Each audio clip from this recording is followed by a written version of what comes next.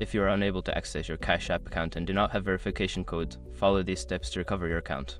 This guide will help you navigate the recovery process. Step 1. Open Cash App.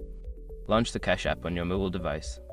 Ensure you have a stable internet connection to avoid interruptions during the recovery process. Step 2. Tap on Profile icon. In the Cash App, locate and tap on the profile icon, usually found in the upper right corner of the screen. This will take you to your account settings. Step 3. Select Support. Scroll down and find the Support option in the Settings menu. Tap on it to access the help resources provided by Cash App. Step 4. Choose Something Else. In the Support section, select Something Else to find additional options for account recovery. This will lead you to a list of issues you can report. Step 5. Contact Cash App Support. Select the option that best describes your issue and follow the prompts to contact Cash App Support. You may need to provide information such as your email address or phone number linked to your account for verification. By following these steps, you should be able to recover access to your Cash App account. If you encounter any difficulties, continue to reach out to Cash App Support for further assistance.